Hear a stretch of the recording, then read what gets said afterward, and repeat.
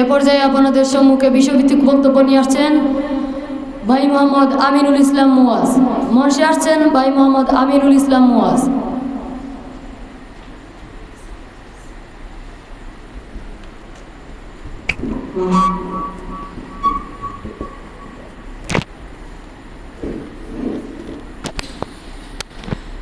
السلام عليكم ورحمة الله وبركاته. الحمد لله الذي كفى وسلام على عباده الذين اصطفى. عما بعد فأعوذ بالله من الشيطان الرجيم. بسم الله الرحمن الرحيم. ولله على الناس حج البيت من استطاع إليه سبيلا. الآية. الحج المبرور ليس له جزاء إلا الجنة. الحديث. صدق الله العظيم. ঐতিহ্যবাহী দ্বীনি বিদ্যাপীঠ হাসানাইন তাহফিজুল কুরআন মাদ্রাসা কর্তৃক আয়োজিত আজকের এই সাপ্তাহিক শিক্ষা সেমিনার উপস্থিত অত্র মাদ্রাসার সহকারী শিক্ষকবৃন্দ, আরও উপস্থিত বাংলার দূর দূরান্ত থেকে আগত কোরআনের পাখিরা, কোরআন পিপাসক ছাত্র ভাই ও বন্ধুরা, সবাইকে আমার অন্তরস্থল থেকে আন্তরিক শুভেচ্ছা ও মুবারকবাদ জ্ঞাপন করতেছি। সম্মানিত উপস্থিতি, আপনারা সবাই অবগত আছেন যে আজকের এই সাপ্তাহিক শিক্ষা সেমিনারে আমার নাম দেওয়া হয়েছে এবং সাথে একটি বিষয় দেওয়া হয়েছে হজ ও উমরার ফজিলত। তো এই বিষয়ে বক্তব্য দিয়ে যে আমি আপনাদের মন জয় করবো, সে ইলম ও জ্ঞান আমি এখনো অর্জন করতে পারিনি। যদি আল্লাহ পাক রব্বুল আলামিন আমাকে তৌফিক দান করেন তাহলে দু একটি কথা বলে আপনাদের সামনে থেকে বিদায় নেব। ওয়া মা তাওফীকি ইল্লা বিল্লাহ। শুরুতেই আমরা হজ কাকে বলে সেটা জানবো। হজ শব্দের অর্থ ইচ্ছা বা সংকল্প করা। কোনো মহৎ কাজের ইচ্ছা করা বা সংকল্প করাকে হজ বলে। পরিভাষায় আল্লাহ পাক রব্বুল আলামিনের নৈকট্য লাভের উদ্দেশ্যে নির্দিষ্ট সময়ে নির্দিষ্ট কার্যাবলীর মাধ্যমে পবিত্র কাবা শরীফ জিয়ারত করাকে হজ বলে। হজ ইসলামের 5টি স্তম্ভের মধ্যে একটি অন্যতম একটি স্তম্ভ। এটি দৈহিক ও আর্থিক সমন্বয়ে একটি ফরজ ইবাদত। সামর্থ্যবান নারী ও পুরুষ সবার জন্য হজ আদায় করা ফরজ। আল্লাহ পাক রব্বুল আলামিন মহাগ্রন্থ আল কুরআনে ইরশাদ করেন, ওয়ালিল্লাহি আলান নাসি হজ্জুল বাইতি মান ইসতাতা ইলাইহি সাবিলা।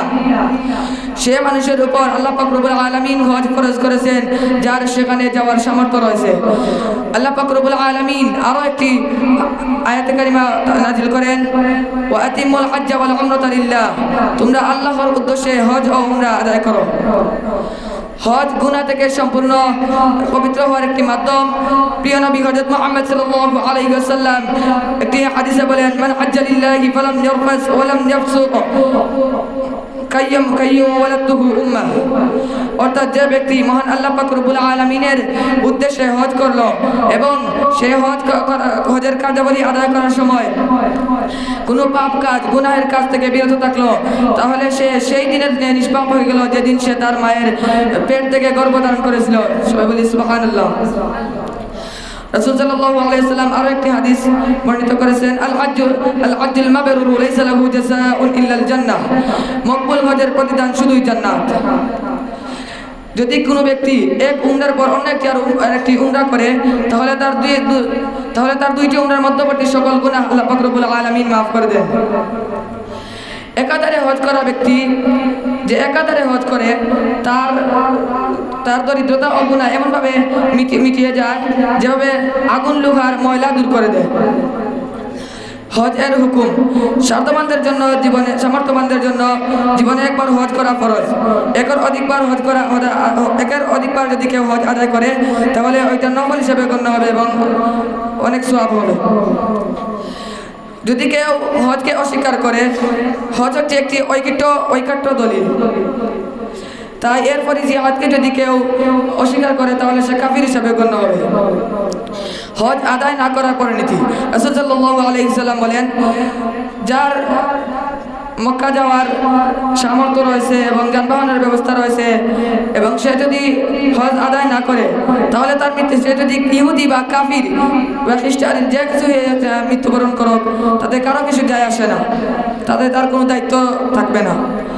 সম্মানিত উপস্থিতি, যদি আমাদের আল্লাহ পাক রব্বুল আলামিন কখনো সামর্থ্য দেন, আমরা ইনশাআল্লাহ মক্কা গিয়ে হজ আদায় করব। আমি আর আমার বক্তব্য দীর্ঘায়িত করব না, এখানে আমি আমার বক্তব্য শেষ করতেছি। ওয়া আখির দাওয়ানা আনিল হামদুলিল্লাহি রাব্বিল আলামিন। আসসালামু আলাইকুম ওয়া রাহমাতুল্লাহ।